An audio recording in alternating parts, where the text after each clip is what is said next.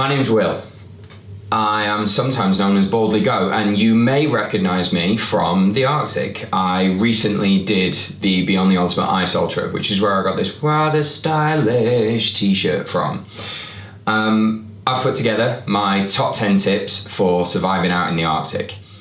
Okay, tip 4, watch your weight. Now, I'm not being personal here, okay? I mean, you probably should watch your weight. You don't want to be carrying any more of you out there than you absolutely need to, but that's not what I'm talking about here. I'm talking about the weight of your kit. I took this out as my pack, okay? It's the Ultimate Direction Fast Pack 20. That worked for me for a number of reasons, and there are gadgets and gizmos and bits and bobs that work about it that I'm not going to go into now. I liked it mainly because it only weighs half a kilo, which is a great point to be starting from, okay? You know what weighs less than a tiny tube of toothpaste? It's half of a tiny tube of toothpaste. Because you know, who needs to be carrying around all that extra toothpaste? You know what weighs less than a toothbrush? It's half a toothbrush. You know what weighs less than half a toothbrush, and trust me, I checked, is the head from an electric toothbrush, because it's hollow. Be that mental about weight, okay? How many of these electrolyte and magnesium tablets do I need? Well, I don't need the whole tube. So measure out how many you do need, cut the rest of the plastic off. That's 15 grams right there. Perfect. Be that mental about weight, okay? Those little marginal gains, those little things that you cut off here and there are really gonna save you in the long run. Okay, tip 5, research. Okay, do all of the research, read all of the things. This goes back to something I said early on about how Beyond the Ultimate can't tell you exactly what you should wear, what you should eat, what you should drink. And that's something you're gonna have to find out for yourself. Now, some of that's gonna be trial and error, but you can save yourself a lot of trial and error by reading the forums, reading the gear reviews, okay? And I was particularly bonkers about this. I went back and read books about Scott and Amundsen to see how they got on in the Antarctic. That's probably going a bit far. Turns out I wasn't going to wear a lot of reindeer skin while I was out there, but it was interesting nonetheless. Just know as much as you possibly can about what you're up against in advance. Now, you have probably taken on quite a heavy training regime between here and the ice. You probably don't want to be having to do that much homework, but we can make that easier for you. We have a Facebook group where all of the runners can talk to each other and previous runners can talk to each other as well, okay? Consider that a big part of your research. You can save yourself so many times by going into that Facebook group and saying, hey, what are people thinking about snowshoes? Because I guarantee everybody from the previous races spent a lot of time thinking about snowshoes, and they can probably save you reading a dozen kit reviews. Do the research. Ask the questions. Okay, so tip 6 is layer up, okay? Lots of layers, that's what you're looking for. A system of clothing where you can move up and down layers depending on the changing conditions. Now, I know it's gonna get frustrating out there where you're having to go through more costume changes than Lady Gaga on a studio tour, okay? That is gonna get irritating, but resign yourself to that now. Because if you go out there and just buy that $squillion cloud of a down jacket that could keep you warm if you stood in a walk-in freezer for 2 straight days, what you're gonna find is that as soon as you take a few steps forward, you've exerted yourself and started sweating and then you've got a problem. Or that the sun comes out and it goes up by 10 degrees. You know, those kind of things are going to affect what layers you need at any given time. And over an 8 to 12 or even longer hour day out there, your needs are going to change all the way through. Okay, they're also going to change over the race. The layers that worked for me on stage 1 would not work in the same conditions on stage 4 because the calorie deficit and the fatigue meant that my body could no longer keep itself warm as efficiently as it could before. So I had extra layers on stage 4 that I know I wouldn't have needed at the beginning. Now, I had an ultra lightweight base layer t-shirt. It's a Rab.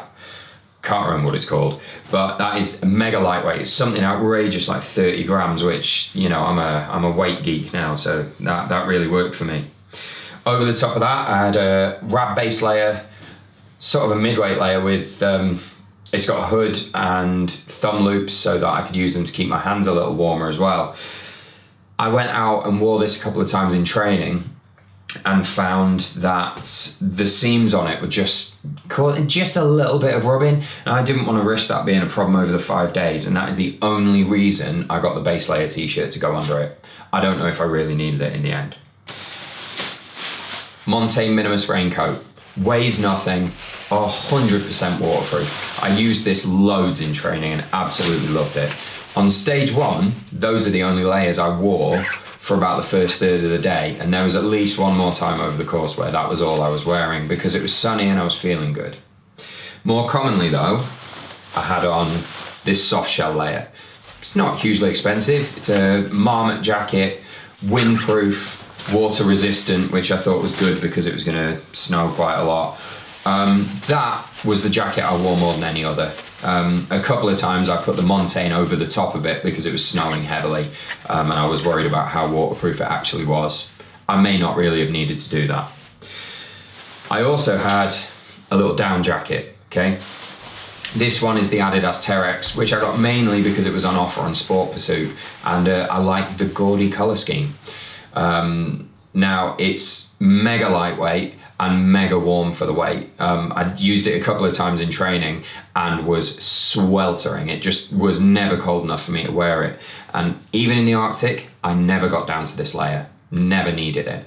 But psychologically, having that extra option in my bag was really important to me. Just knowing that if it got bad, if I got stuck out there, I had another warmer layer to put on really helped. So as many layers as you can carry, okay? Okay, tip 7. Test everything, okay? I know you've got a lot on your plate training for this thing, but you really don't want to be using anything in your kit for the first time out on the ice, okay? For some things in particular, that's really important. Make sure that you have tried all of your food before you get out there. The last thing you need in an environment where it's so important to be taking in calories is to find that a particular meal you've got for you makes you sick, that you can't stomach it. And a lot of these freeze-dried meals are very, very high fat content and stuff, and your stomach isn't going to like all of them, especially when you're very fatigued. So when you're going out and doing big weekends, when you're going out and doing 20 miles plus on a Saturday and then 20 miles plus on the Sunday, or whatever it is you end up doing in training, make sure that you are living on the same food that you would be out on the ice. That would be my recommendation. I knew I could stomach that food even when I was exhausted. Another big frustration that I saw is snacks during the day. You're going to need to be able to get at them, so you're going to need them on the outside of your pack, and they're going to freeze. So whatever snacks it is you are planning on eating during the day, buy a bunch of them in advance and stick them in your freezer for at least a day. Okay, then come to them the next day and see if you can eat them. And when you're eating them and deciding, do I think this is something I could work my way through out on the trail? Imagine you're tired and desperately hungry and your hands are freezing and you don't want to have to slow down while this food thaws itself out. Okay? Stick your food in the freezer and see if it works.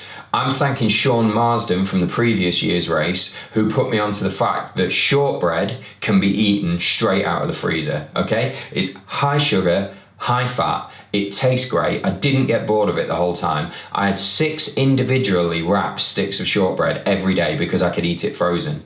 As another tip, if you get handmade Madeira cake, you can also eat that straight out of the freezer. So cake away, okay?